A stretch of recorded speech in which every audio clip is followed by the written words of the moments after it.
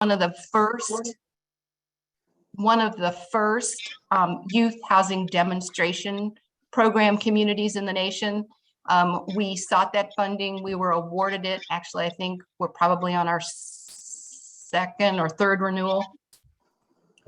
We had assumed and had always been told that those YHDP projects would come into our renewal rank order and would be considered along with every other renewal project that we need to evaluate every year. This year, HUD says, no, those projects are going to be held harmless. You will receive that funding, but they are not considered part of your annual renewal demand. You don't have to rank them. They will be held harmless, and you can put them at the bottom of your rank order. That was helpful. It amounted to about $2.9 million, almost $3 million of YHDP money. But the kind of, you give with one hand, take away with another, we essentially had to completely redo those applications, rewrite them. So there was a lot of work involved in that. And we're still doing that because it's about, well, we've consolidated them. There's about 3 of them now, and we'll talk about that when we review the rank order. We're also eligible to receive some bonus funding. So additional money over and above our annual renewal demand. That included a DV bonus. So we are eligible for $1.9 million if we submit a project that will serve exclusively persons who are survivors of domestic violence. We will be submitting 2 projects for the DV bonus. One is going to be a reallocation. Actually, that's not true. And we'll talk about that too when we get to the rank order. We will be submitting one project that is a transitional rapid rehousing joint component project. We'll be using money.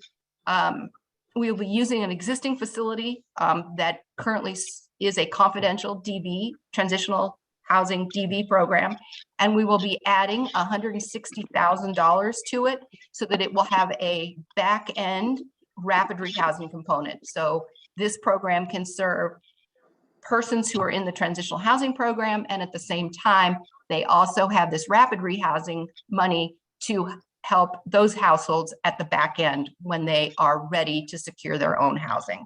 So it just adds more flexibility to our continuum of care for domestic violence survivors. We're also eligible. Will we know what agencies those are? Do I know which ones they are? Like, yeah, will we know the organizations and the agencies that these are? Yes. Okay.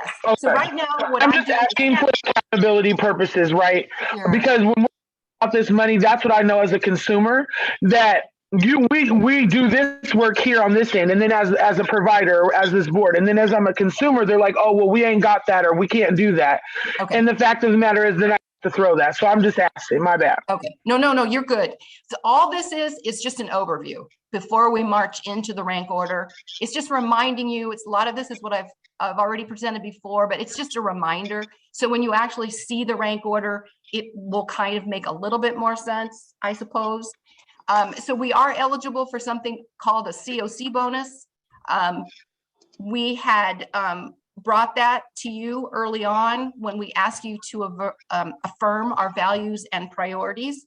And one of the things that was reaffirmed, but it is a continuing priority for this continuum of care, is that any new projects that we seek through this kind of bonus funding, and actually any new project that we seek, it's going to be a permanent supportive housing project serving individuals who are defined as chronically homeless under HUD's definition, which means long-term homeless, highly vulnerable with significant disabilities. So we are submitting 3 projects for the CoC bonus, and those are going to total $2.4 million. And we will go over those when you see the rank order. I also wanted to alert you to these key dates that we talked about. Again, this is just a reminder. You've heard this before. HUD sets these dates within the NOFO. We have to meet those dates. In some cases, if we meet those dates, we even get extra points. And in this day and age, when we are competing with over 400 continuum of care is across the country. We need every point that we can get, because the higher we score nationally, the more likely it is that we will receive this bonus funding, which is really what we want for our community. So HUD says that 30 days prior to the NOFA due date, the NOFO is due to HUD on November 16th. So we are in the end stages, and Peter will tell you, because we're probably talking to him 3 or 4 times a day. We actually have daily meetings now as we're getting closer to this deadline, because in addition to what I'm talking to you about today, we also have a planning document. It's a narrative that we have to complete that describes to HUD, based on the framework that is outlined in the NOFO, what we have accomplished over, in this case, it's going to be since 2019, since that's the last time we've submitted a written application.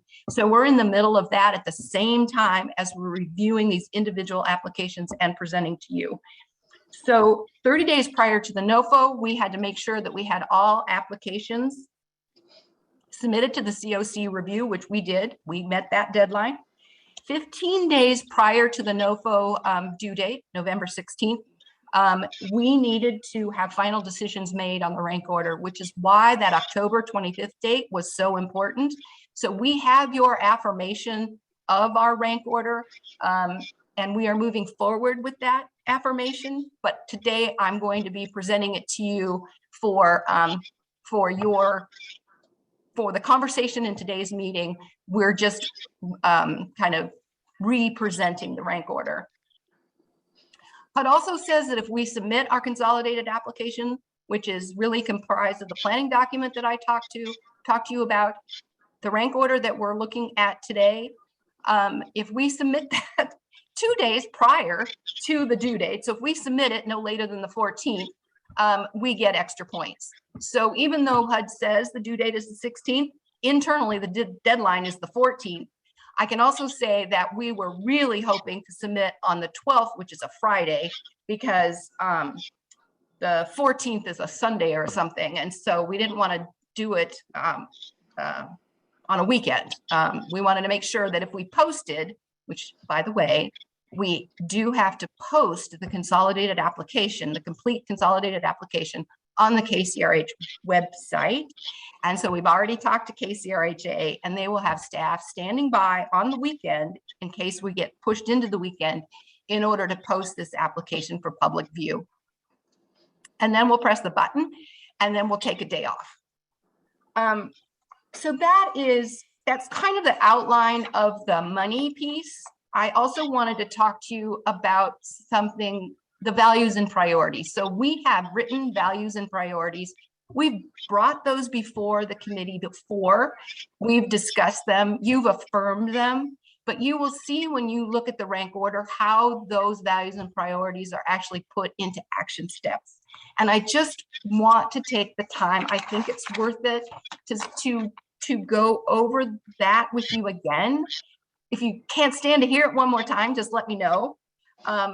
But we want to remain competitive. So we have been very, very fortunate in this continuum of care relative to many across the country.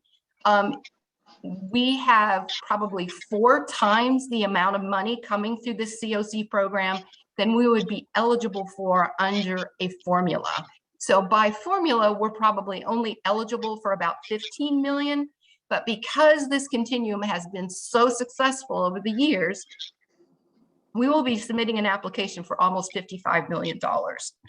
So we thread a fine line between having projects and an application that not only addresses HUD's priorities, because they are the funder, but we also want to take into account continuum of care priorities.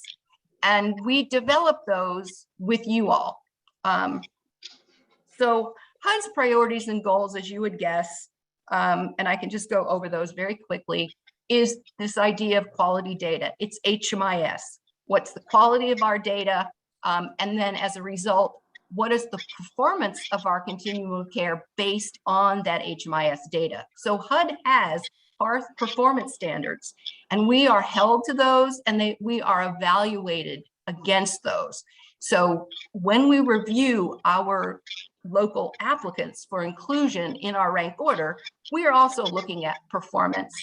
But we add on another layer, which is the Continuum of Care's performance expectations and our own priorities and values. Coordinated entry is another HUD requirement. So we do evaluate projects, although we haven't yet created a metric for it. It's difficult to do that, but we will eventually get to the point where participation in coordinated entry will actually be an evaluation metric. The other thing that they look at is how well we manage our resources, and do we reallocate underperforming projects? And the answer is yes. So since 2016, we've reallocated almost 25% of our money into new projects. And when I say we reallocate into new projects, what they've been reallocated into is what HUD will let us reallocate into. So I just want to let you know that the NOFO also tells us what, how, and when. So new projects, the only new projects that they consider would be HMIS, which we're not doing this year. It would be rapid rehousing, and it will be permanent supportive housing. I'm trying to think if I've missed anything. Can Those are the big can ones. I jump in? Yeah. Eileen, I had my hand up and I didn't think you could see it. I can't.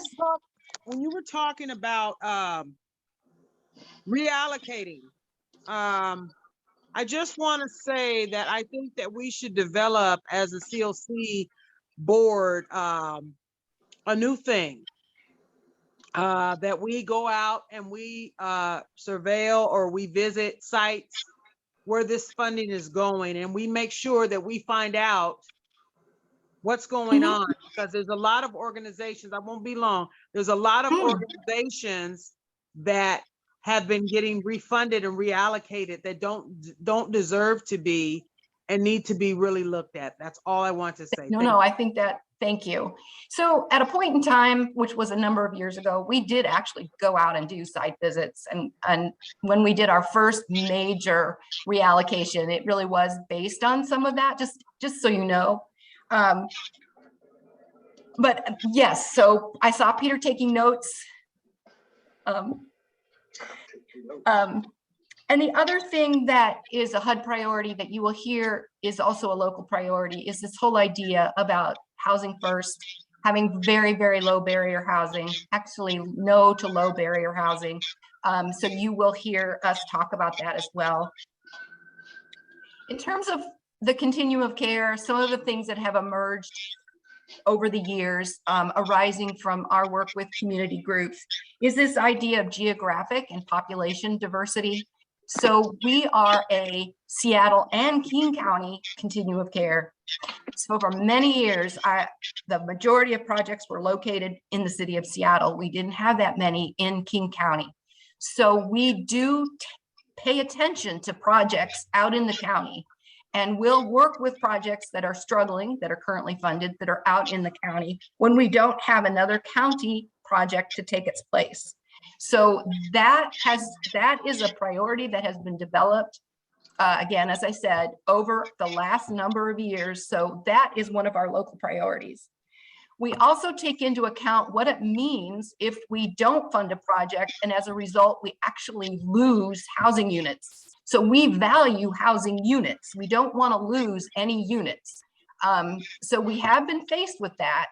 And it has taken considerable effort to do workarounds or to do technical assistance, to do whatever it takes if we have underperforming projects, that if we did reallocate them, we would lose that money. We have done it, so we have done it. But it is significant if it does result in the loss of housing units. We also value rapid exits from homelessness into housing. So it is a measure that we look at. And we also look at long-term stability in permanent housing as a value and a priority. And over the last few years, we have been taking a look at equity. Again, it was not something that we could easily quantify into a measure, but we took a stab at it. And over the last couple of years, we have asked some narrative questions, and I will be getting into that, that helps us evaluate programs' approach to assuring that there is equity in the people that are in their program, and there is equity in people exiting the program. So that being said, we also have certain CoC priorities. We do value maintaining as much money in our continuum as we possibly can, which means sometimes we're faced with difficult decisions because, as I said, it's a balance between what HUD wants and what maybe our continuum of care might want. We have to remember that this is a federal fund source. We're bringing those dollars in, so we're really paying attention to that funder. We want to promote the goal of reducing racial disparities, so that's in writing. Again, that's something that you have affirmed. We want to center leadership with people of lived experience in planning, programming, and evaluation of CoC grants. Again, you guys have seen that, you have affirmed that. The other thing is we value projects that actively participate in the continuum of care. So we pay attention to projects and agencies and their participation in the activities like we're conducting today. Another value that's very important to us is that we don't use continuum of care funding to replace the kinds of activities and funding that should come from mainstream resources. So one of the factors that we look at is how assertive agencies are in helping their residents secure SSI, SSDI, food stamps, anything else that is available to them to help increase their independence, their income, and assure their housing stability. So that is something that we value and will assess programs on. The other thing that we look at, and this is just one, and the last one I'll talk about, is that we do really take a look at projects and their fidelity measures, particularly spending and occupancy. So are they using the resources that we provide them through this fund source? And then are they utilizing the resources that we provide them through this fund source? And we have had projects that have lost funding, quote, been reallocated because they have not done that. They haven't been spending their money. They hadn't been keeping their projects full. They had not been participating in the continuum of care. We were spending our continuum of care money on projects and services that should have been picked up by mainstream resources. So the 25% of funding that I've talked about that we've reallocated in the past has been really directed at these very measures that we're talking about. So that leads me to asking if we could show the CoC program final priority order. Maybe we could pull that up on the screen so everyone can see it. You're pulling it up now? Yeah. Yes. So what you will see when you look at this rank order, remember we said that we did not have to place projects into at risk because of tiering. So all of our projects that you're going to see here are in tier 1. And if we don't totally bomb out, which we won't, these projects are mostly assured of being funded. When you look at this, you will see the projects rank from 1 to 55. You will see the sponsor, which is really the agency that's being funded. You will see the project name, the target population to be served by that project, the area in which the project is located, or its catchment area, which is either going to be the city of Seattle, balance of county, which is anything outside the city of Seattle, or regional, which serves both city or county. You will see in the next column their score. The highest scoring project received 90 points out of a possible 96 points, I believe. And we talked about this on the 25th. Our scoring schema includes points for projects that meet some of HUD's most stringent hearth measures. We have those in there because we are always striving toward those points. We want to make sure that they're in front of us at all times, but they're hard to achieve. So the difference between 96 and 90 mainly had to do with those points that are in there that are the hearth performance standards, the key hearth performance standards. The next column is type, whether it is a permanent supportive housing project, a joint component project, which is one I just talked about earlier, which is a transitional housing joined with rapid rehousing, a safe haven, which is a unique program component. It actually isn't even funded anymore. I think we talked about this last week. This continuum of care is keeping its safe havens. They act like crisis housing for some of the most vulnerable individuals on the street. It was really originally designed to take individuals from the street who needed a length of time in order to acclimate to a housing situation. They either had such high acuity or were so fragile that they needed to be housed in a very, it was a specifically designed facility and had very robust services associated with it. And the ultimate goal was for them to move into the next step of housing, getting them off the street. We're keeping those. They still serve a purpose in our continuum, even though we have permanent supportive housing, we don't have enough of it. And folks can move from a safe haven directly into a permanent supportive housing project. So it does add a lot of flexibility to our continuum.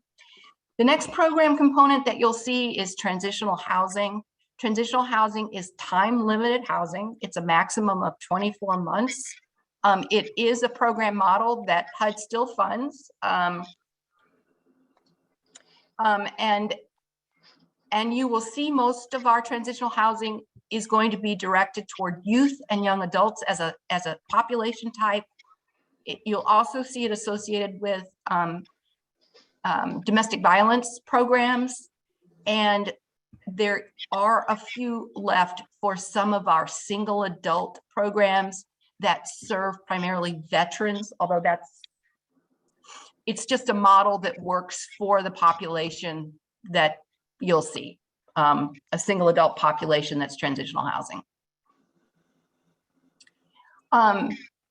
We can only fund services, supportive services. We can fund operating, and we can fund program administration. If you are a rapid rehousing project, we will fund the short and medium term rent assistance.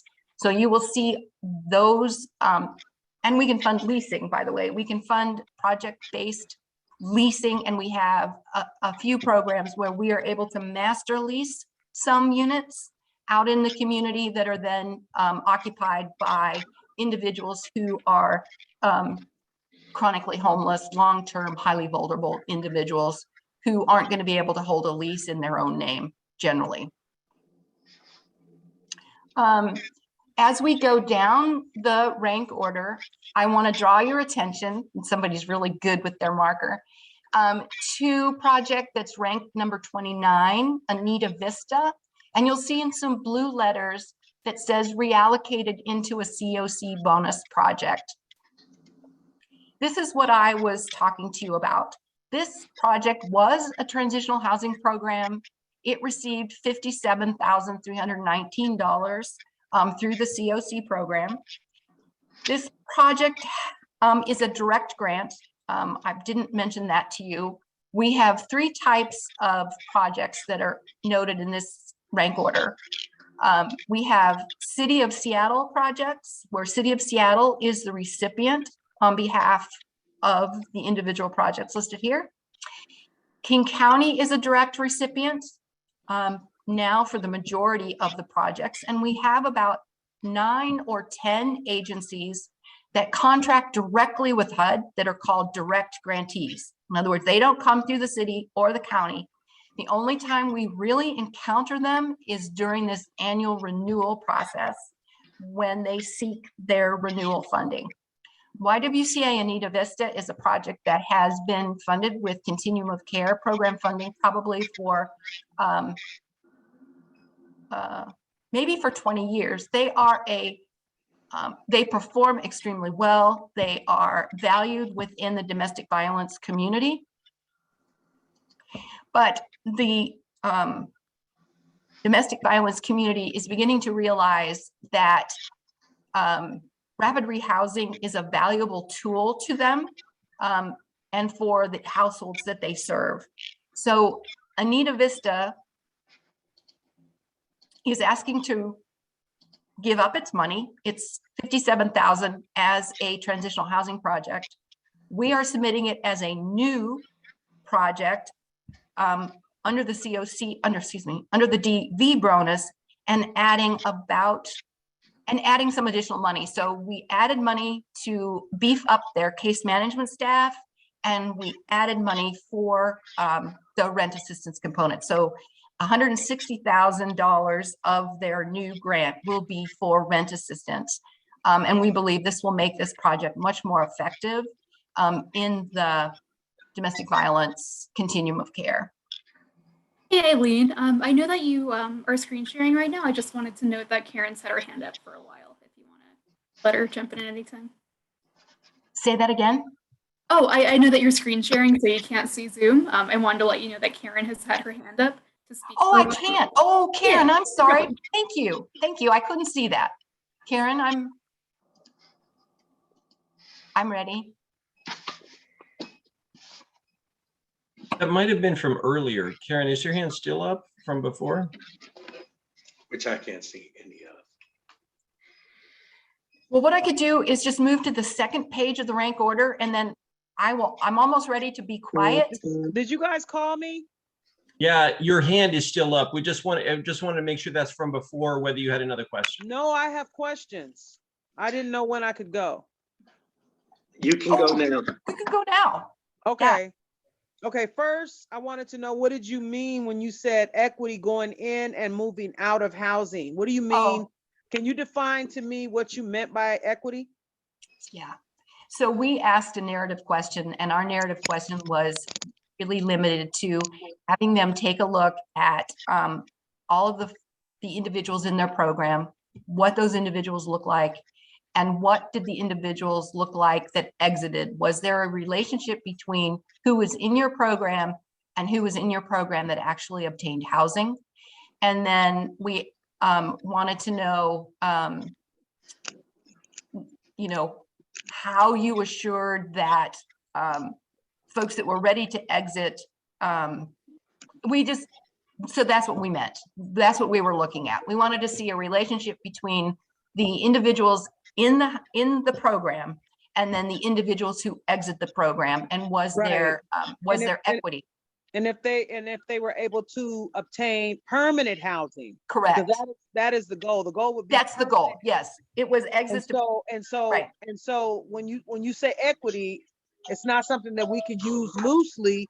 It's something that we have to do. That's it right. Should be a law, and there should be consequences for those who do not. So that's Yes. what I wanted to touch on that. And then Thank you.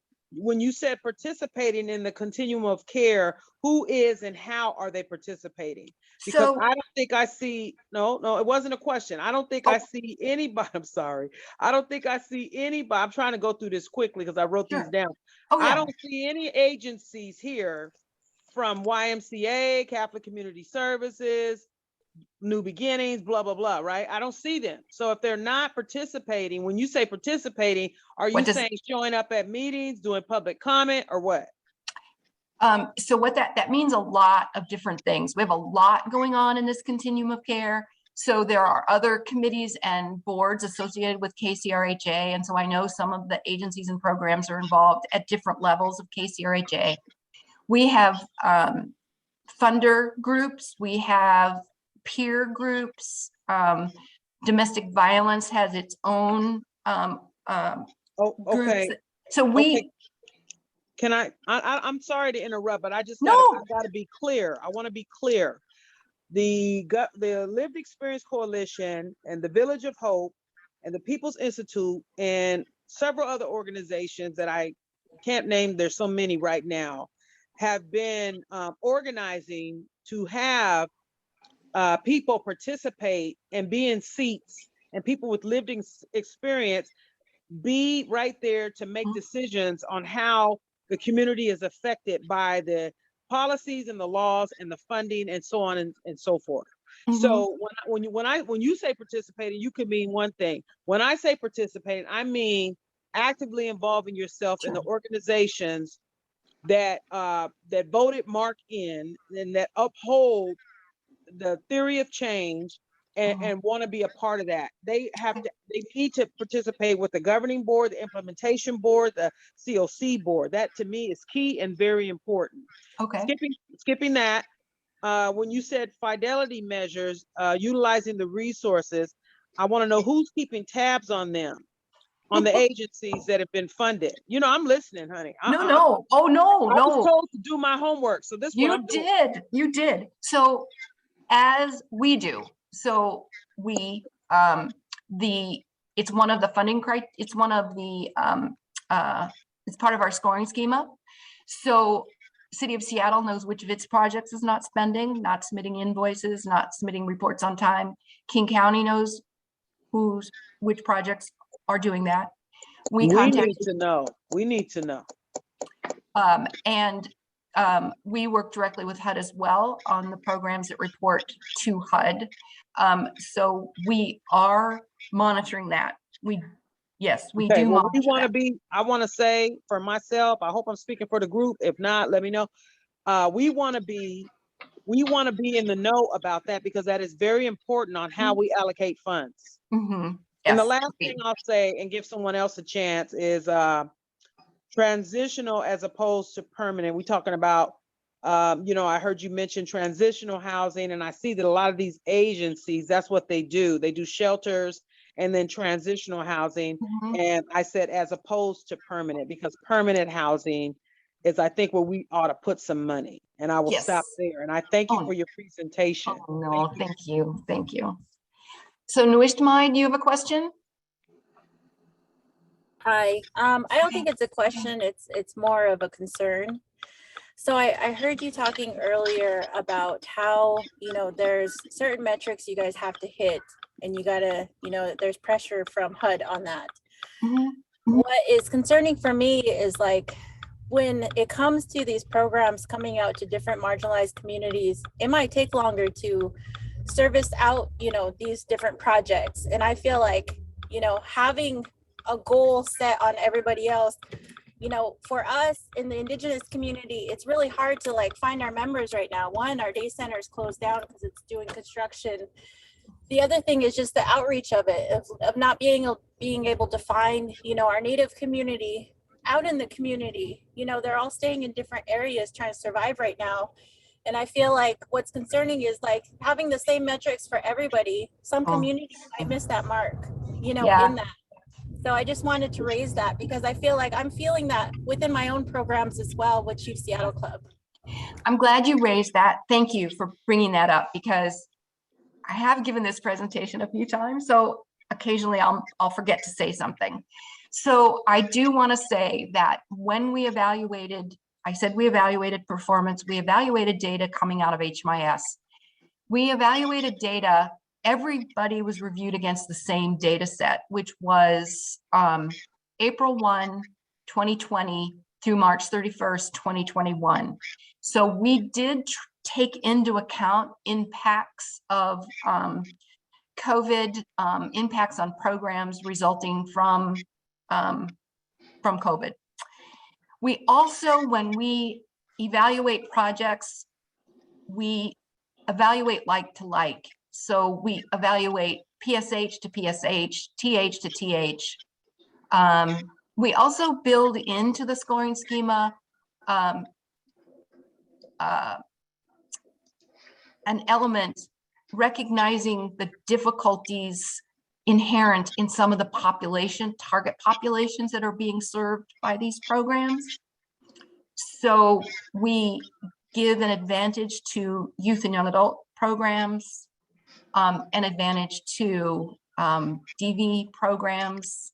I'm trying to think right off the bat, but that's a start. When we present the scoring schema, it is presented to, and we have other things in there where if you're not going to score well on one factor, you might score well on another factor. It has to be recognized that with the use of coordinated entry, many of the programs, they take who is referred and who is eligible and meets the requirements of their program. So sometimes they don't But even have. that's not always true. That's what you guys are convinced about, that's how they do it. But I'm telling you, as a consumer, that's not how the game goes. The game goes, oh, because I know somebody who knows somebody who knows somebody, I'm going to let your client or your person jump the gun and help them over the 10 other people that are waiting, or the 10 other people that can't even make it into their offices because they smell like urine or because they're not up to their par to make it in. You understand what I'm saying? And that's the accountability part that I was talking about. They're bullshitting their way through this just to get the money. And I can say that because I'm a consumer of some of these services and they're bullshitting me. And I'm also working at DSC and they bullshit everybody. So when they convince you guys in these higher paces, HUD and other stuff that they're doing this work, the reality is down here on the ground in the front lines, it's all bullshit. Because me and my clients, we're still homeless. We still need services.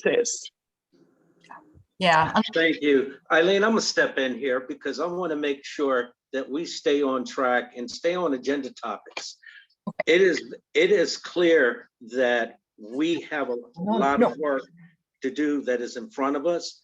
As this meeting goes along and we get past this initial application, which we did not put together, but has been done and is ready for submittal, the work that will go into preparing the next one will be right at the top of our list.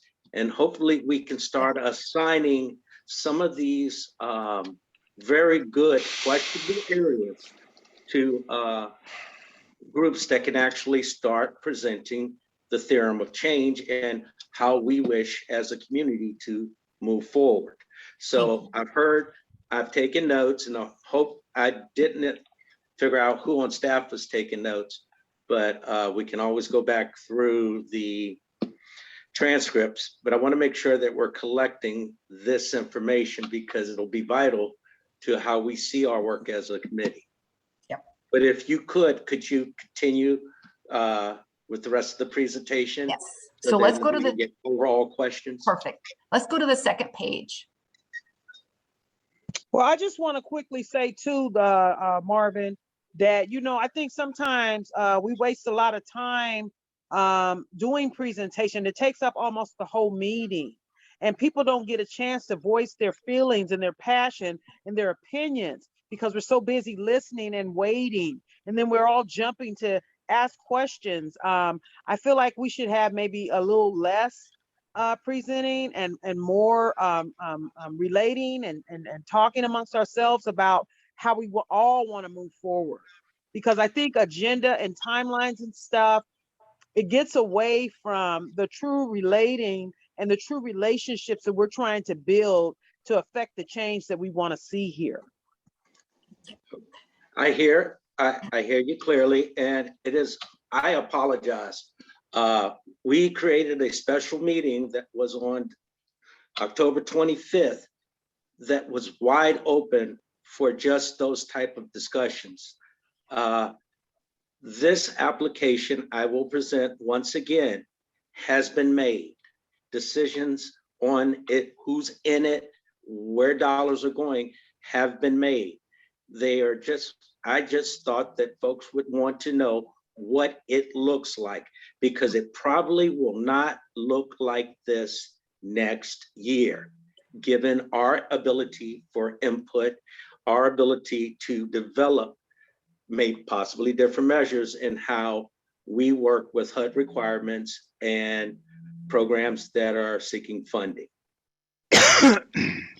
So once again, the last part of this meeting is hopefully we'll be looking at a rollout, how we try to get that work done as a committee moving forward into the new year.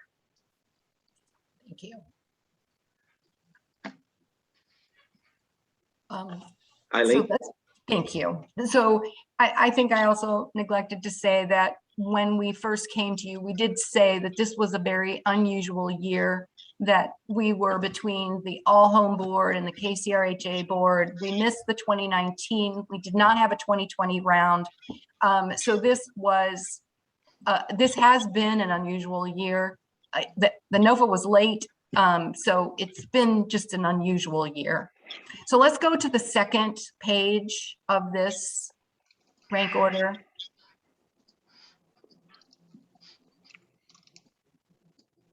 There's a page. There's a second page to this that then allows you to see the you are viewing. I don't know if Naomi.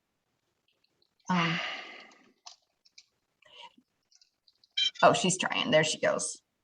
There we go. There it is. Sorry about There that. we go. So as I said, this is the rank order. You will see on this rank order that the last ranked project of our existing renewal grants was a youth serving program. You will see that at the bottom, most of the projects are going to be youth and young adult projects. They're relatively small, but the youth and young adult population is a difficult one to serve.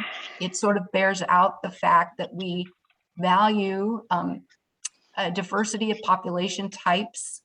So I just want to draw that to your attention. The next three projects, just below the first blue line, are what we call CoC Infrastructure Grants. This is funding for coordinated entry. It's funding for the DV coordinated entry and HMIS. Want to show those to you. The next set of projects are the YHDP projects. These are ones that we did not have to rate or rank, but they are in the priority order. The next three projects are the CoC bonus projects. These are new projects. These are permanent supportive housing projects serving chronically homeless. We probably have a total of, I meant to count this from the last time, close to 275 new housing units represented in this group of projects. We have one project that is the highest ranking in the list of three, which is Burien PSH. Again, this is one that's out in the county. We value this project because it's in the county. It has 95 units, again, for permanent, persons who are chronically homeless and extremely vulnerable. All of these projects have connections to healthcare, either through a primary care on site or through dedicated behavioral health connections, again, provided on site. The third project, the PhD Madison and Boylston project, you will see over in the cost column is $880,000. That is the amount coming from the CoC bonus. We took the $57,000 that we had reallocated away from the Anita Vista project and added it to the Madison Boylston project. This project is noteworthy. Again, it's 112 units located on First Hill. Its target population is, again, chronically homeless single adults with disabilities, though, that are over the age of 55. So it is going to have very specialized senior care connections to,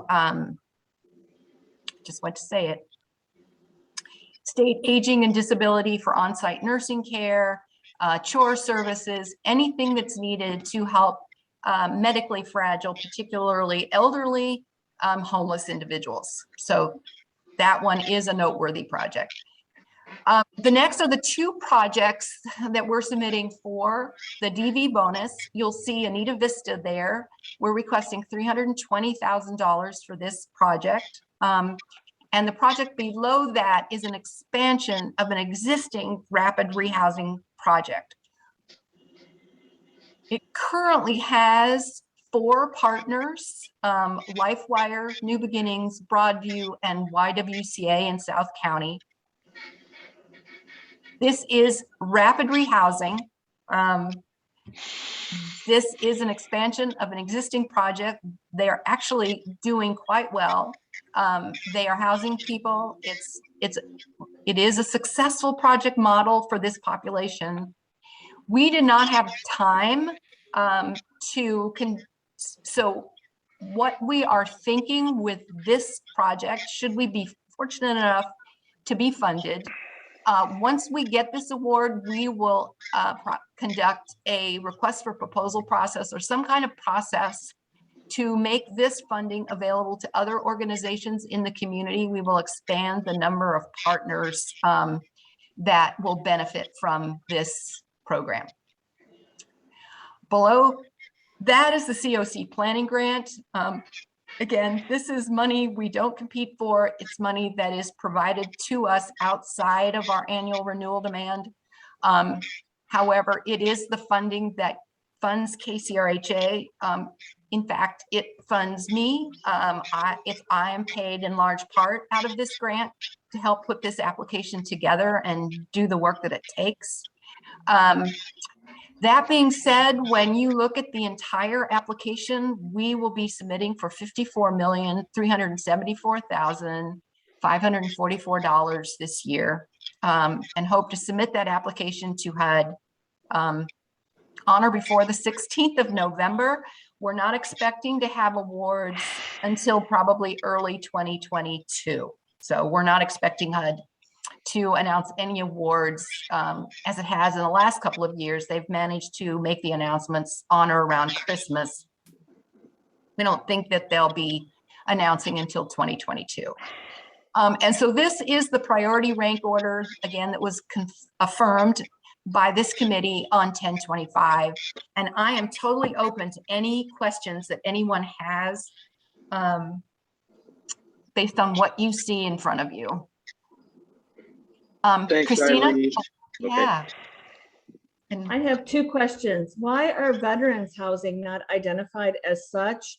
And second, are any of the domestic violence housing program for men or those who identify as that gender?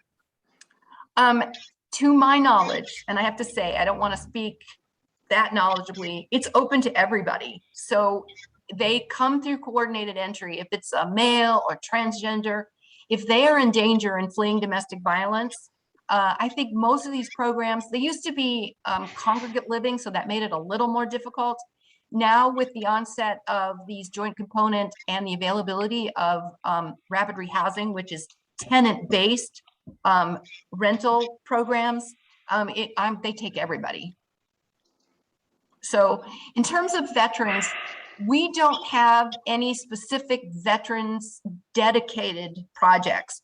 We do have projects that have set-asides for veterans in their permanent supportive housing projects. DESC in particular is one that comes to mind. Is it William Booth just for veterans? No, it's not exclusively for veterans, no, but they serve a high number of veterans. They're equipped to serve veterans. So remember when I was talking about transitional housing programs, they're primarily DV or youth and young adults. The exception there is William Booth. It's transitional housing, single adult, but they serve a high number of veterans and have specific veterans program and services. So, so that was a good question, but we don't have any specifically identified, this is a veterans program. Just to clarify, the veterans programs that are funded through the VA don't come through the Continuum of Care. So there is a separate funding stream that comes for those veteran programs, for the special service, supportive services for veteran families and BASH. Those come through VA streams and not the Continuum. Although I will say, we take advantage of those veterans resources, especially VASH vouchers, to underwrite some of the operating costs in our buildings, just FYI.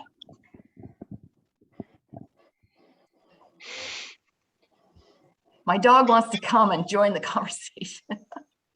No.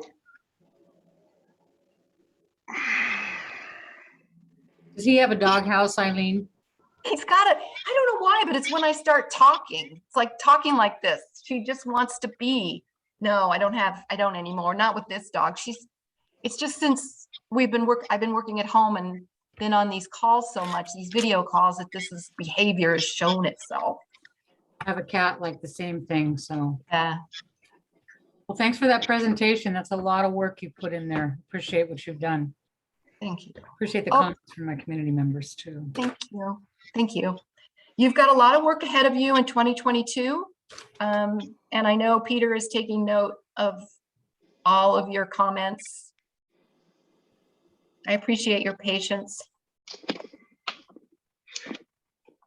Do others have questions? Okay. Does Ben, anybody else have a Benjamin? question? Ben's got his hand up. Okay, sorry. Ben, do you have a question? Yeah, sorry, I'm just trying to get all this set up.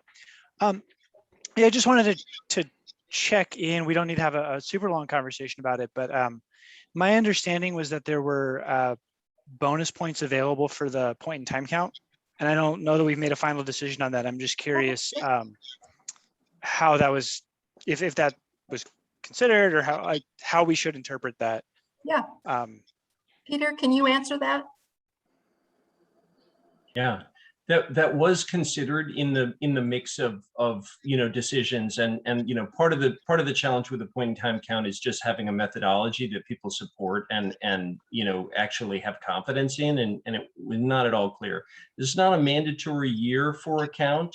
They added bonus points to try to incentivize folks to do a count. But not having the lead time for preparation, not having the sort of supported methodology, we thought this year we're going to do planning for to take the advantage of this body, the other bodies, to just really plan out a methodology that we can all support, and do the street count next year. So we have to do it. We have to do the sheltered count. It is part of what's necessary, every year from every continuum, but not the street count this year. And Thank Peter, you. I was going to say, anecdotally, I don't think there's very many continuum of cares. I could be wrong, but anecdotally, I think that most people are going to take a pass. You might know more than I, but just from what I hear. It makes sense. It's also, we're not out of the Delta variant. It's not as if the pandemic is behind us either. Yeah. Christy?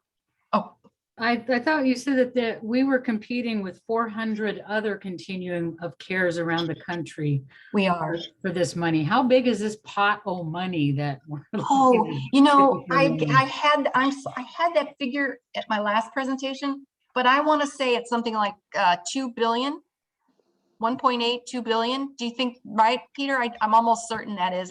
Yeah. My notes have 1.8, so. Yeah, I'm sorry, but it is. Yeah.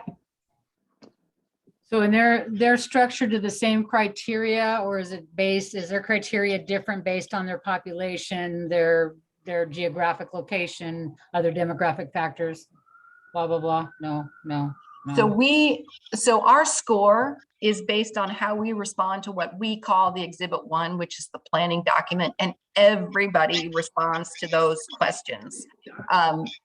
So they are evaluated. Although we've been talking, I would love to know who the ones that read through all of those. I've never seen their scoring schema.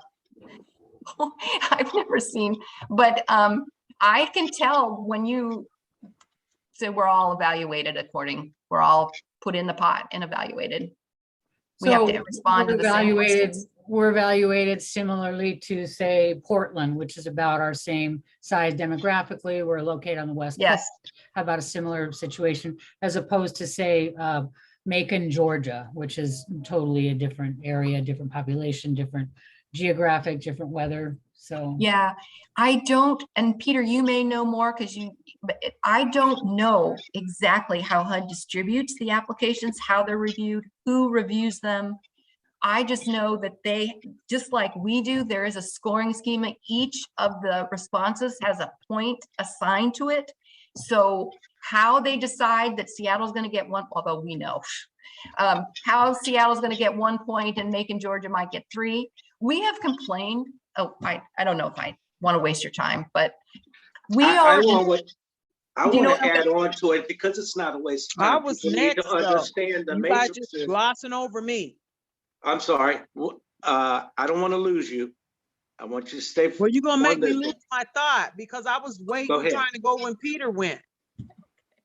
Okay, And then I you can started hold raising my your thought. hand You after can that. go. So let me just say this. I don't want to miss the fact that Shanae made a very, very valid point. And people don't want to talk about passion.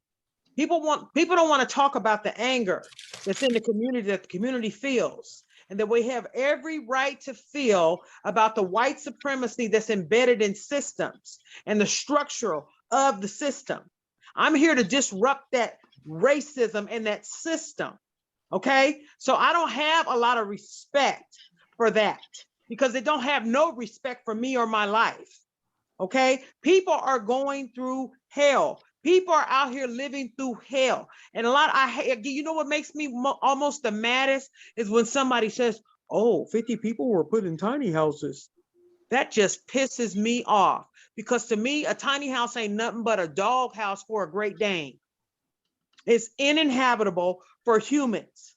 Okay, so I want to stop talking about transition, and I want to stop talking about tiny houses, and I want to start talking about permanent supportive housing, and I want to start talking about jobs for people that are valuable, and I want to start talking about the real stuff, the action, the ombudsman chomping his teeth down on the throats of the white supremacists that are still sitting in positions of power in King County.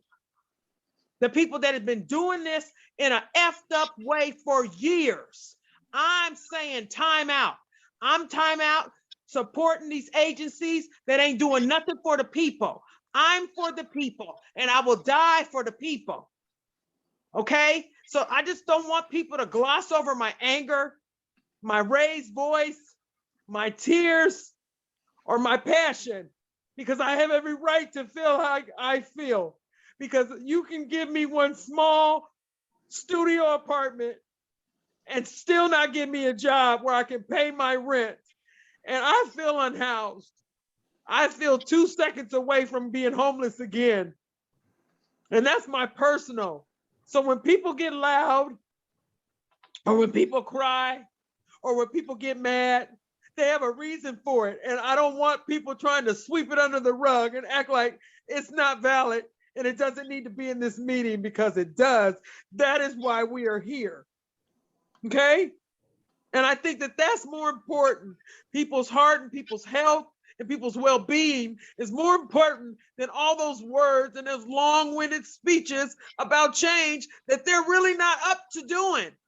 They're tokenizing us and using us to sit at these tables, and they steal our wealth, and they steal what we say and try to make it their own. And I got mad yesterday when all those people ran for those positions, the mayor, the county executive, blah, blah, blah, all that voting that I did, and not a lot of my people were not picked. So I'm angry about that today.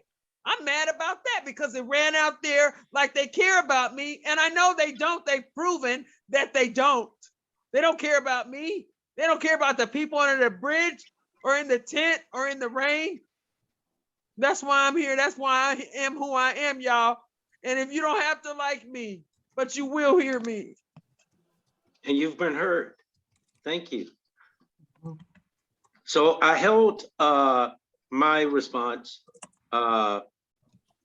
for Ben is when we first got together as Continuum of Care back in January, one of the first points to last Continuum of Care was for me to learn as much as I could about Continuum of Care boards. In doing so, I actually just stuck around the West Coast. And I tried to review not only the work of the Continuum of Care here in Seattle, but in Portland, but in Sacramento, also in San Diego.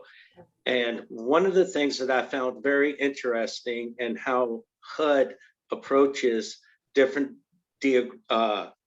geographics and demographics is what it was the key number of the median annual income.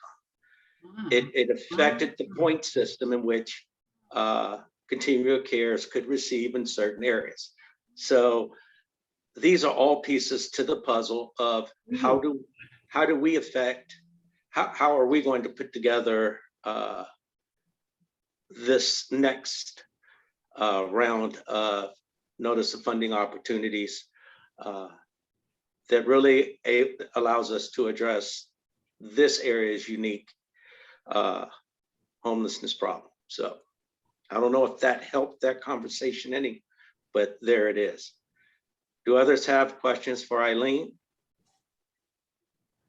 Just that's an interesting stat, Marvin, especially as Seattle becomes one of the more affluent cities in the United States. Does that help us or hinder us? It hurts us. Yeah, okay. It hurts us a great deal. That But question. these are learning pieces that I think as we move forward, folks will learn and need to be able to figure out how to address. We still have such a great divide financially and fiscally here too. Thanks for presenting that today for us. Wow. Tamara's got her hand up. Oh, Hi, I just wanted to show my support for Karen. That was an incredibly powerful statement that I wholeheartedly support and embrace. And I totally agree with everything that she said about white supremacy and racism and how that has heretofore defined the homeless response system. And I'm wondering, who the hell at HUD do we talk to about changing some of these rigid requirements and population demographic analysis? Like, who the hell do we talk to about that? Because it is producing inequitable outcomes and tension. Seattle's always pretended to be this progressive liberal city, but there's also, let's be honest, a lot of NIMBYs here in our midst. And I want to be able to pull on our federal government to support local communities who are bold enough and brave enough to say, hey, this is not right. Talk to us, talk to the people on the ground living it, and talk to the providers who are supporting the folks who are on the ground or who are living with the trauma of homelessness and experiencing systemic racism on a daily basis. Ableism, like all the other isms that the ism family, racism, homophobia, like sexism, classism. Where are we in like incorporating some of that academic knowledge that we have into practical daily practices, I guess, of helping our community, uplifting our community? That's based on community-driven solutions, community-driven objectives and priorities, and not necessarily at the whim of people in power who have historically been white men, white folks. And that's not to speak ill of anybody, but it's just to like level out the playing field. Where are we in that regard? Can we have HUD come and pay us a visit? Can we go to their doorways and ask questions? Oh man. Anyways, I'll stop now. Thank you. I want to jump on the Tamara bandwagon because absolutely, we're going to change this paradigm.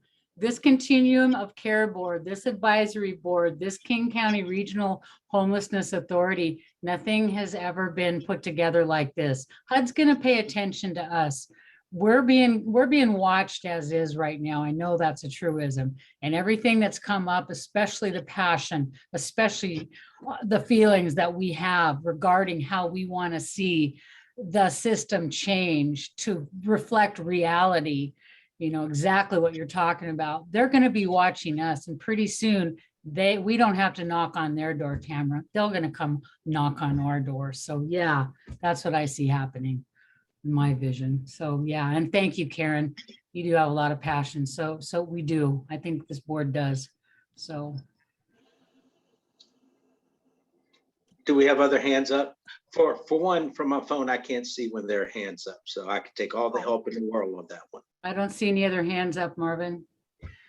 More Okay. hands, Marvin. Do we, Eileen, is there anything you'd like to say in closing? No, other than thank you. Somebody wanted to know next steps. I don't know if you meant next steps for this NOFO.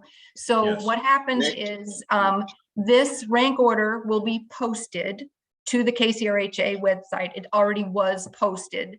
And that means that part is done. So now what happens is we are working exclusively on the planning document, the Exhibit 1 document, which is narratives, which is attachments, and also is actually the priority order. We have to enter the priority order by hand into an electronic application. And so we will actually probably be doing that on Sunday. And then we really hope that we can have everything done by the 12th. I don't know if that's going to happen because it's scary to think that that's only 9 days away, but those are the next steps. I mean, you got this. We got this. So there really is a process where you literally press the send button. And once we press that send button, it's out of our hands. And we won't hear anything from HUD until they issue a press release. Generally, we are expecting that in the first quarter of 2022. We could be lucky. I just think they're as understaffed as we and overworked as everybody else. So I don't think, and they put together anyway.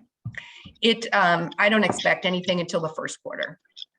I think it's also fair to just recognize that this NOFO was pretty late too. So, thinking about, that timeline, it's easy to imagine it being pushed out, when they make the awards and the announcements. Yep. I totally think that's going to happen. What Kate and I always say, though, these will be my parting words, is this is a year-round process. This is not just a process that happens when the NOFO is released. The NOFO is a result of all the work that happened before it. So all of your comments and the input that you provided over the few meetings that I have attended will be valuable to what Peter and his team will do in 2022. And it will start in 2022 so that we can be ready for the NOFA, which if it comes out on its normal schedule should come out in July, August. So that's it. That's all I have to say. Well, thank you. Thank you. For the board, the next step for us is to take a vote for acceptance. So I'll open the floor and entertain a motion to accept it this time. I make a motion that we go ahead and vote on the NOFO before us as a board.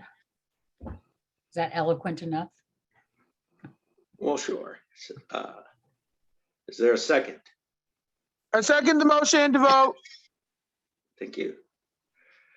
So for this purposes, Naomi, could you just go through the roll? Will do, Marvin. If you would like to vote yes, if you could just say aye, and if you would like to vote no, if you could just say nay. So I will start reading the names now. Benjamin. Aye or yay. Brianna.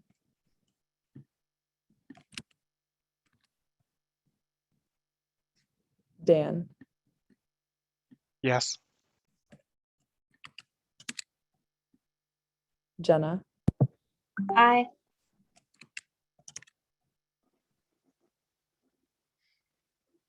Jesse.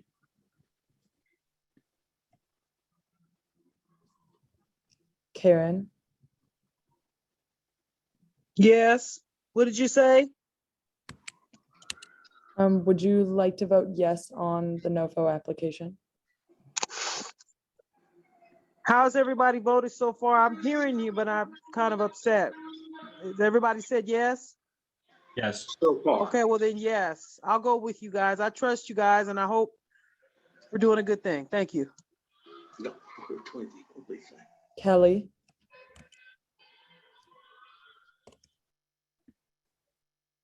Christy, Aye. Christina. Got you. Christina says aye. Lise. Aye. I'm sorry, I didn't hear you, Lise. Can you say that again?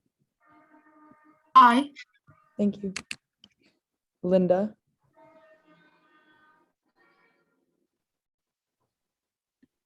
Marisol. Marvin. Aye, yes. Nawishmai. Yes. Noreen.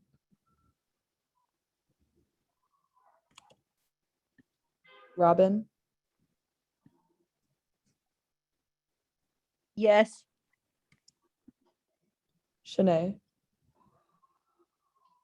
Yes. Sherry. Yes. An outreach work. Tamara. Aye.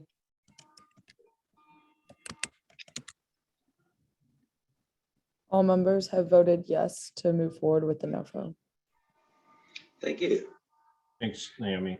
I don't know if you saw it, but Brianna voted aye in the chat. Yes, I have recorded Brianna's response. Thank you. Great. So, We all thanks agreed on everyone. something. I say that it passed. We all So agreed on something. How about that? Woo! hopefully we Thank don't you. miss any internal deadlines and get that bad boy off by the 12th. Thank you. I have Okay, one I'm gonna leave announcement. now. That's where I'm going. I have one Thank you. announcement in case anybody's interested. I forgot to mention this earlier.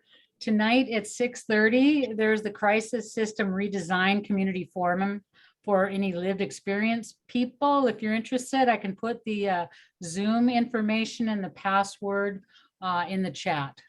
So that's the Thanks, Crisis Christy. System Please Redesign.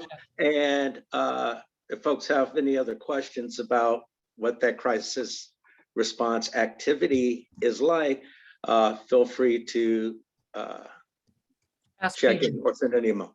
Yeah. Ask Peter. So good work.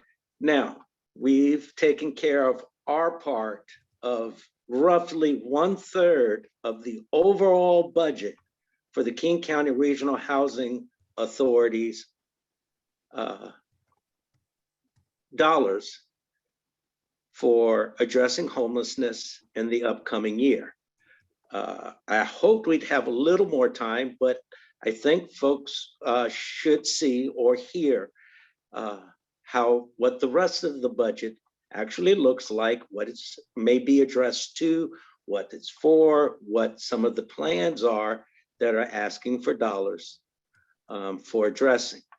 Because while we have the responsibility for the HUD funding, we're asked as a committee to be an advisory source, to be able to speak to how the authority uses funding and for what programs, how is it meeting, how's it all working in the upcoming year, along with being able to meet with both the implementation board and the governing boards.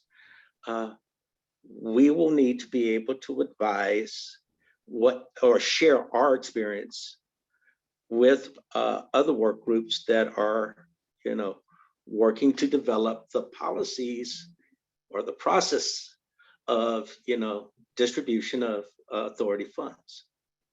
So I'm going to turn this over to Peter, and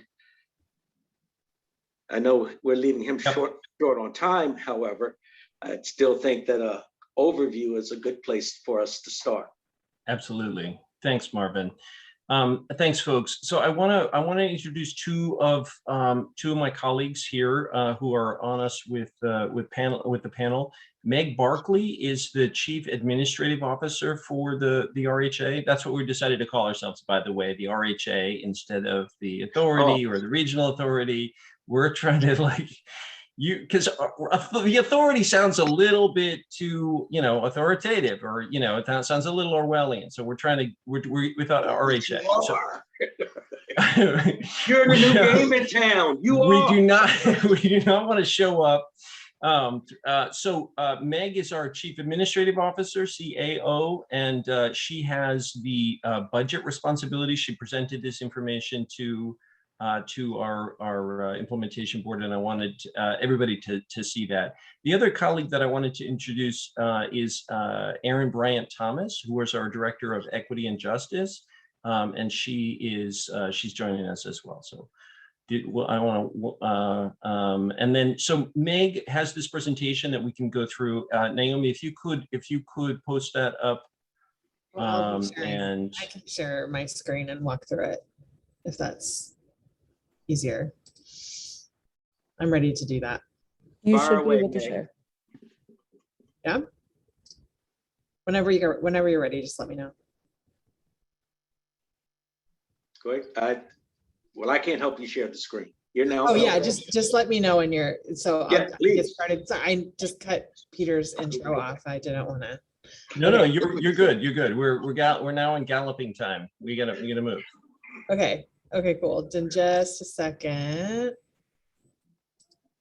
And there we go.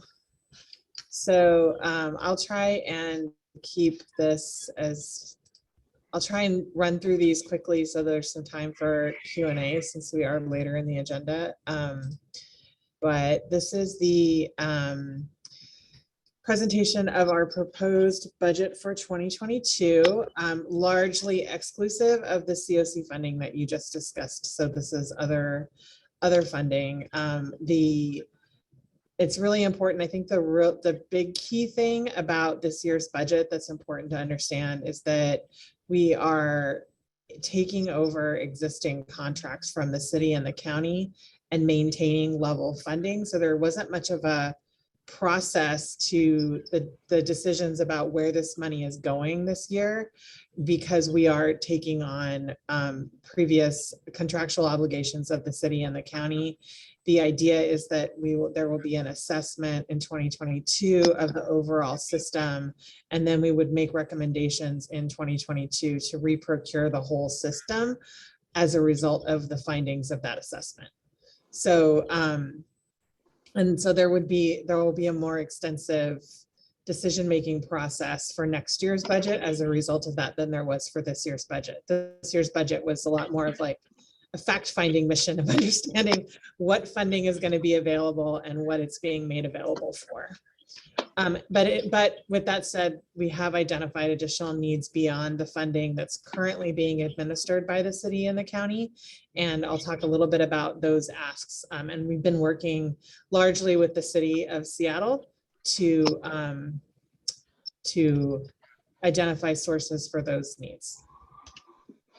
So those things include the downtown recovery plan, a high acuity response. We're also spending a lot of our time and our current resources on regional infrastructure. There is some funding that's anticipated, and we are working on developing a program to serve people better who live in their vehicles. And there's a catalytic portfolio that I believe there have been presentations of that around over the last several months. So this is the overall presentation of this an overview of the overall budget. Oh, Chrissy, I gotta go. Where the top part is those continued programs I was talking about. So these two rows up here, these are those continued funding for continued programs. the next sort of section of the budget is about the proposed new programs, but that does include some incremental changes that were in the mayor's proposed budget for the city of Seattle, not necessarily initiated by the authority. And also ARPA and Clifford carry forward. Those are coronavirus response funding that is also sort of already has a use attached to it. So the two new proposals by the authority are the establishment of a peer navigation network and a proposed high acuity non-congregate enhanced shelter for with 150 beds, which I'll talk a little bit more about now. And then the authority's operating costs as well. So when we were talking, as I was saying, that continued workload amounts to about $119.2 million over 200 contracts. The new requests are for the downtown recovery plan, which is really centered around establishment of a peer navigation workforce and establishing 150 beds of non-congregate shelter for our high acuity customers, which is a big gap in the system right now. This is just a breakdown of the contracts we'll be assuming. I'm going to skip over that because I want to save as much time as we can. The peer navigation workforce is meant to be a supplement to existing services that are available to help support people as they navigate their way through a system that is confusing at best, very frustrating at not worst, but much worse, very frustrating. The idea is that we would be working with people who have lived experience, who have navigated the system, hiring them to help navigate other people through the system. And that assistance would be regardless of where somebody is living, what services they are accessing at any one time. They would always have that touch point with that peer navigator. So where they might transition from one case manager to another case manager, depending on the program they're participating in, they will always have the same peer navigator. That's the idea. So it's developing a sense of consistency and common language and a common experience that we hope will develop more successful outcomes. So also to support those peer navigators, we have a dedicated staff for logistics and team leads and other program directors and client supports to, again, provide that ongoing touch point. The high acuity response, this is to establish 150 new beds to ensure that high acuity clients exit to either permanent supportive housing or other housing services.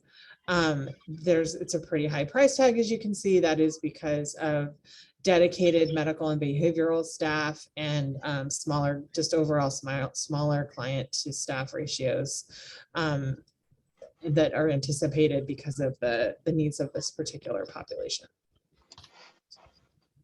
So those two initiatives add up to about $27 million that we've requested over and above what was being proposed for the authority in 2022.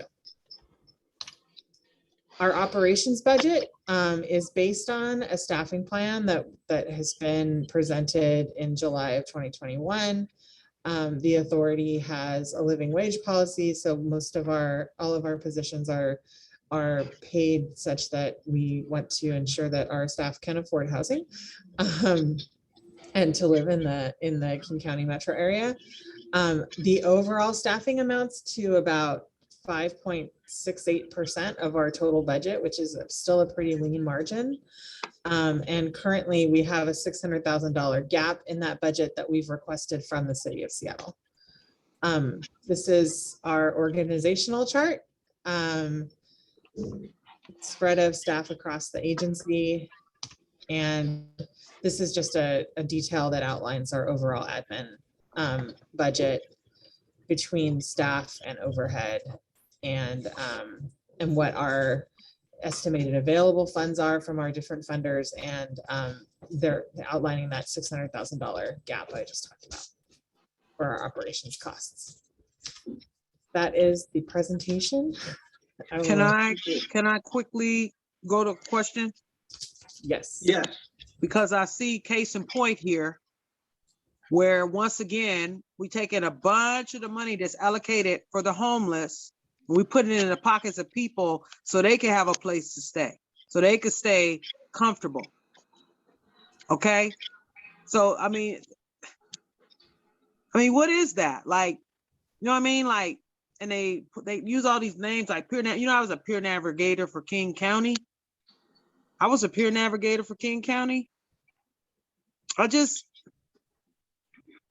I'm just saying, this is more of the same idiocy, in my opinion, that I see. It's like, we're gonna make sure we all right. We're gonna make sure we eat. We're gonna make sure we got a place to stay first. Then we're gonna go out and pretend that we care, and we're gonna help some, maybe 5, 6 people. We can get them housed temporarily in a transition house.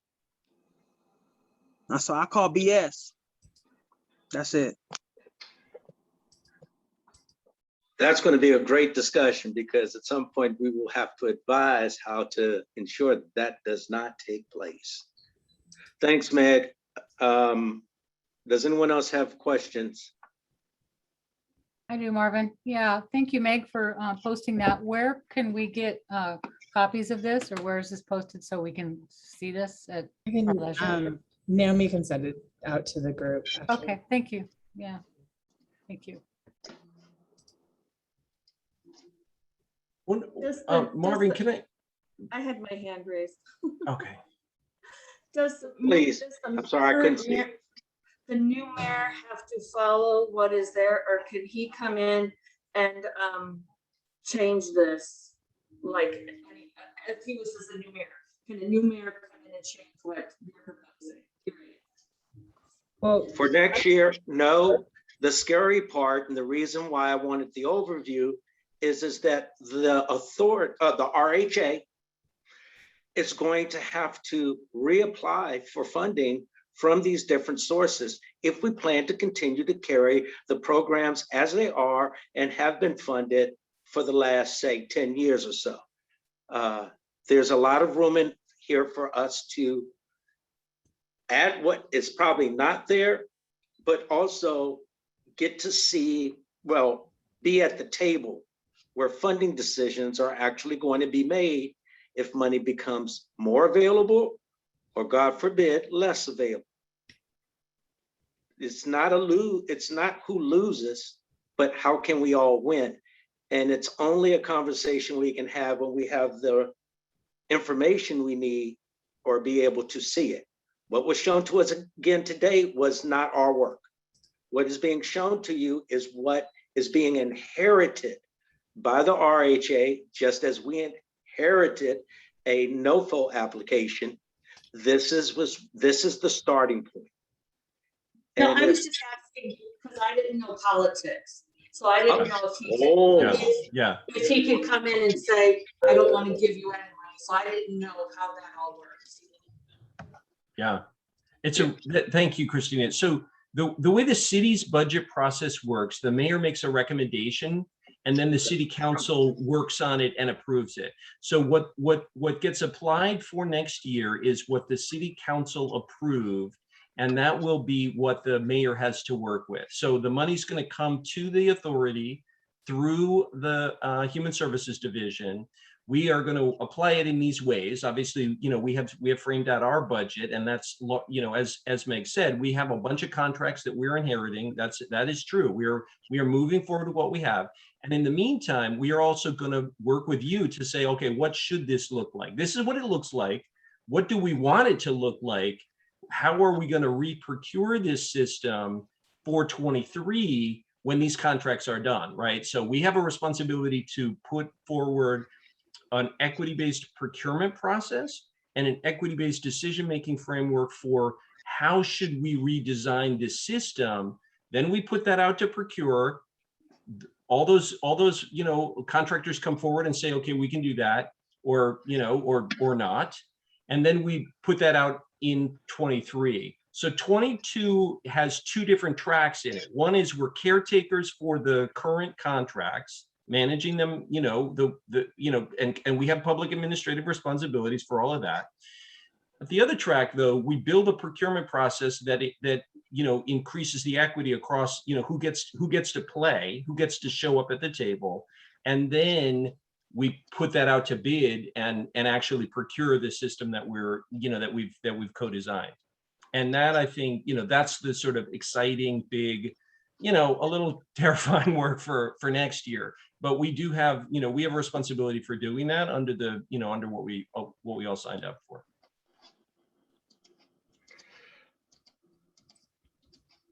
Are there other questions at this time? Can I ask Meg, can you put can you just put slide 6 back up real quick? I wanted to just highlight real quick. So one of the kind of big concepts we got to think through is, how do we use which kinds of money?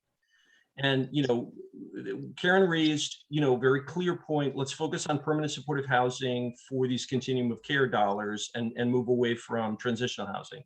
Well, that is in alignment with, I think that's sharing the wrong screen. Just give me that's okay. That is in alignment with the way the Continuum of Care has asked us to look at shifting money over time, right? We have shifted and all continuum. But if you look at this, these are our local monies. So this is City of Seattle money and King County money. Some of it is one-time emergency money that came through COVID. Those are those two pots that that Meg outlined, called ARPA and CLIFR. That's the American Rescue Plan, and CLIFR I can never remember. I think it's continued. I can't remember, but anyway, those are emergency relief monies for COVID relief. But if you look at the way these monies flow out, local dollars are going to emergency shelter, teeny home villages, which are classified as shelter, transitional housing, which hygiene, outreach, prevention. So some of it is in rapid. The PSH that's listed here is mostly on top of PSH funded through like Continuum of Care and other resources. So it supplements the CoC grants. And then, of course, the other piece is based on, sorry, can you go back one, and then, technical assistance. So I just wanted to say, so the local monies are framed out toward more of the sort of temporary and the shelter kinds of operations, and the continuum monies is mostly lined up as permanent supportive housing, right? And so, these are the things that we need to think through and talk through. One of the risks, if, for example, we put a lot of local money into rental assistance, if there is a budget shortfall in a bad year, if cities face a crunch, sometimes those monies get cut and you can't cut people's rent, right? That's where Section 8 is really strong, because the federal government keeps printing money. So these are all things that go into the mix as we think things through, okay? Christina, I see your hand. Can you get a list of what these projects are? As I'm especially interested in the hygiene project myself, but I'd love to see what these projects that you're taking on are like specifically. Yeah, we can do that. We'll share out the list of what these are. That's, yeah. So and actually, for both the city and the county, unfortunately, we are still they haven't perfectly finalized the contract plans for both of them. So I think we may need to wait a couple of weeks until we have final information. I wouldn't want to send a bunch of questions out. Yep, thanks. Sorry, didn't mean to cut you off here. I don't think what folks are asking for is the finalized list. I've already seen the mayor's budget, the city council's budget. I know how to find that information because I went looking for what line items were being funded and what was moving and what was not. So I'd have a basic idea of what we would be building conversations around. There are a lot of folks on our committee that don't have direct access or good access to the technology that makes just simply looking at the proposed budgetary amounts or line items or programs that are to be shifted over. They can't see it. So getting a list of that would be helpful for folks to generate conversations so that when the new year starts, folks hit the ground running. Yeah, and I'm sorry, I wasn't clear. It's not that in this particular instance, it's about what's been proposed and what is going to be, it's subject to approval. It's Absolutely. actually subject, that's not what I mean by final. It's actually subject to actual confirmation. The numbers that the city has not been able to confirm what we're actually, and it doesn't, and the county, it doesn't actually have anything to do with an approval process. It's about them confirming what it is according to their records. And that's still getting figured out right now. So it's not actually, none of the stuff that's coming over, at least that we're aware of as legacy programs, like the ones that are currently they're not really subject to that sort of decision-making process right now. They're really subject to them confirming what the actual projects are and which projects are getting which money and how much. So that is scary upon hearing, but I will offer, once again, I've seen the ones that have, in the past been funded through HSD that are all in concurrent to be moving over to the authority. Once again, I'm happy to try to share what information I have with my committee, but if the staff is not going to work with us, we don't want to be last ones to know. So the proposed listing is, again, a great place to start. We can share what we have, but just with the understanding that it's not, it's not the final, and we're working with them on that. Yep. Understood. Can be explained. I've got a little tick mark by that. So are there other questions? Thank you very much, Meg. Thank you. I really appreciate that overview. That it's a lot of pieces that are moving very fast, and now coming close to just a little over 8 weeks out before figuring out how to work with all of this gets done. Yeah, and we appreciate your time and all of your input. Look forward to seeing you again. All right. So moving to the last piece of today, we've touched on it a couple of times, is how will we as a committee seek to move forward doing some work, and a little of anticipation of hopefully giving folks an idea of time. What would that actually look like? I wanted to take this last couple minutes to maybe go over a rough draft of meetings and a meeting schedule, and how we might want to look at taking up subcommittees before we adjourn and head off till next month. I once again can't see hands from my side, so if folks have something to interject, please do so. Lisa said that it's a hard stop for her at 4.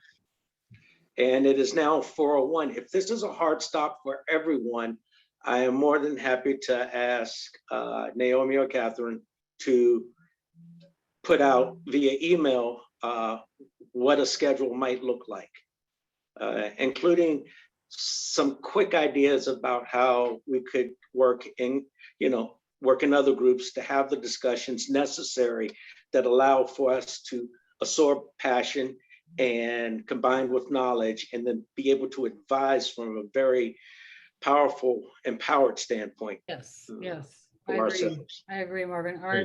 Our charter, our skeletal charter that we are revising as we go along suggests that we form committees. So I think that's a healthy outlook, that we go ahead and dialogue about that next time to see what kind of committees we want to have. So yeah, I agree with you. Okay, so we'll commit to sending out emails to solicit proposals for that, and we will, we'll project the year's calendar out based on our formal meeting time, and then start thinking through when committees might be able to meet. Okay. Once again, I can't see if everybody is saying yes, no, or. We're all hands raised. I'm on the wrong side of this little picture frame here. Thanks for a good meeting, Marvin. Thanks for a good meeting, everybody. I do my best. Okay, I'll we think have of you no, Black Friday when I'm eating my leftover turkey. all right. If there's nothing else, I'll entertain a motion to adjourn. I second. Thanks All for right. showing up and showing out. Thanks, Sinead, Sinead. if you have some time later this afternoon, I'd like to send me an email.